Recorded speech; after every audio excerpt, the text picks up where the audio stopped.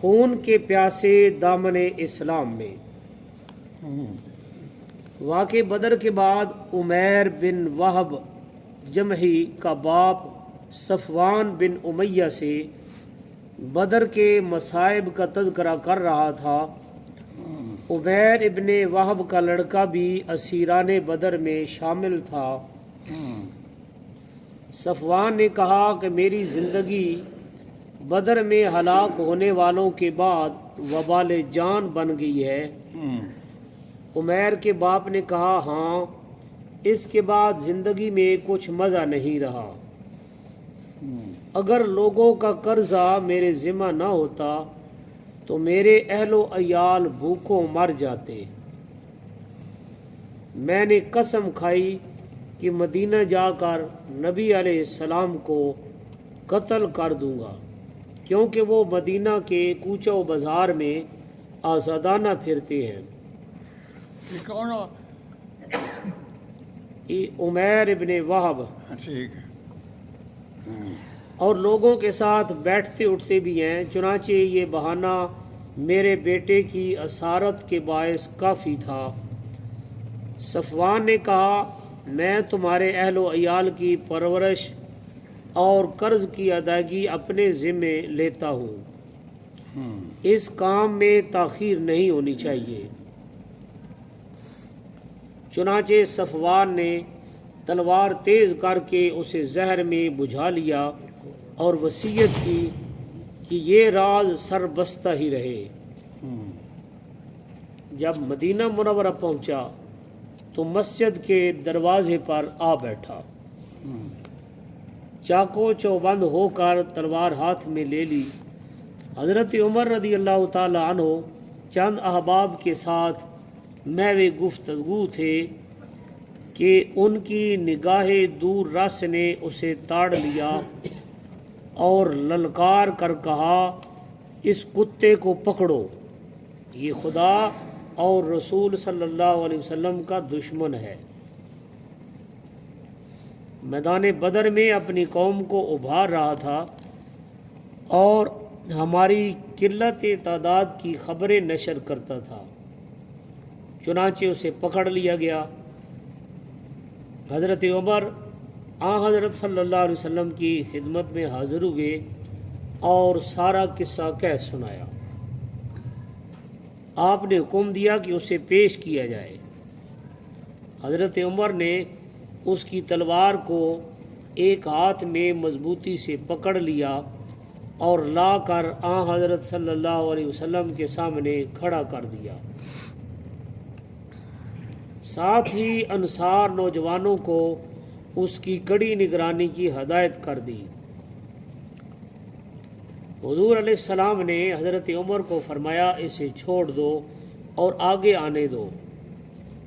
آپ نے عمیر سے پوچھا بتاؤ مدینہ میں کیسے آئے ہو؟ کہنے لگا میرا لڑکا قید ہے، اس کی رہائی کے لیے آیا ہوں۔ آپ نے پوچھا یہ تلوار کیوں لٹکائے پھرتے ہو؟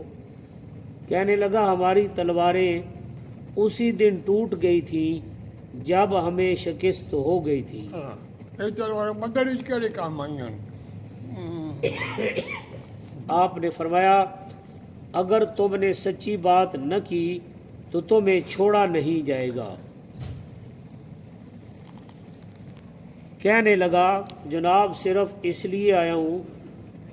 آپ نے پوچھا صفوان بن امیہ کے پاس تو نہیں بیٹھے تھے، اور جب اس نے تمہارے قرض اور اہل و عیال کی دیکھ بھال کا عہد کیا تو تم قتل محمد کے لیے تیار نہیں ہوئے تھے؟ تم اس کام کے لیے آئے تھے، مگر اللہ تعالیٰ میرے اور تمہارے درمیان حائل ہوا۔ یہ دو روایتیں، عمیر کے بچے قتل ہو گئے سارے، بدر تے بیوی اور عمیر یہ دو رل کے بیٹھے، بڑا ہی بڑا کافر، بڑا بڑا ہی بہادر، بڑا ہی بے وقوف، بڑا ہی کیا ایسا کیا بیوی ایک ہی کس ہو سکتا میں نا اس روایت چھرا ہوں تلوار نہیں ہوندی تلوار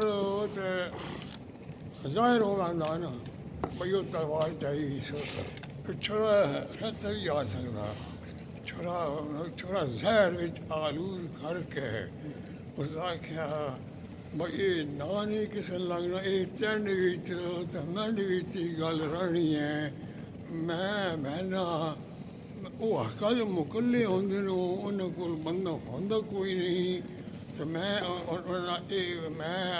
اپنے سارے ارمان کٹ کا اسا تو فکر نہ کر میں سارے بدلے لے کے آنے انہوں کو مدینہ منورہ آیا حضرت عمر ملے یہ بھی ہے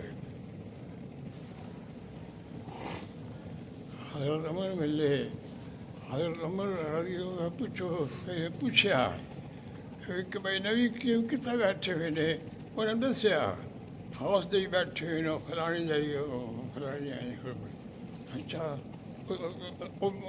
حضرت عمر کو سارا پتا حضرت عمر کو پتا بھائی یہ کافر ہے بڑا میں تو کیا کر رہا نانو میں آ کے بیچارے چل میں مل رہا ہوں انہوں نے دیکھتا ہوا اچھا ٹھیک ہے حضرت عمر نال وقت نہیں گئے وہ آپ حکلہ مکلہ لگے گیا حضور تشریف فرمائے حضور نے دیکھ کے نا بہ گیا چھری نال رکھی دھنج کر بہ گیا ہاتھ بن کے بہ گیا ہر موقع کی تاڑ بچ کہ بھائی کوئی موقع ملتا نا ہولی ہولی گوڈے اگے ہولی ہولی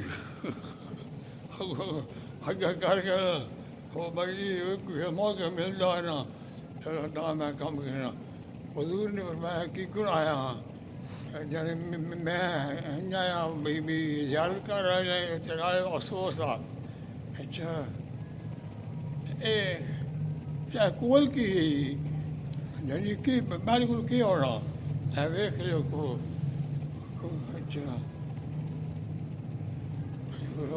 فرمایا پلہ چاہ کہاں کہ آیا اس بات آیا قدر کرنے واسطے چہل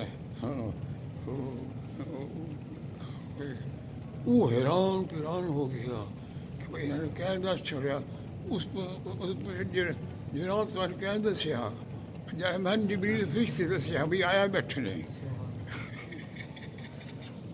یہ روایت ہے چلیے عمیر نے کہا میں گواہی دیتا ہوں کہ آپ اللہ کے رسول ہیں ہم اپنی جہالت کے باعث آپ سے روگردانی کرتے رہے آپ کی سچائی مجھ پر ظاہر ہو گئی کیونکہ اس راز کو میرے اور صفوان کے بغیر کوئی نہیں جانتا تھا جب وہ اسلام سے مشرف ہوا تو حضرت صلی اللہ علیہ وسلم نے فرمایا کہ اپنے بھائی کو لے جاؤ اور قرآن و اسلام کے احکام سکھاؤ جب وہ مکہ لوٹا تو بہت سے لوگوں کو دعوت اسلام دیتا رہا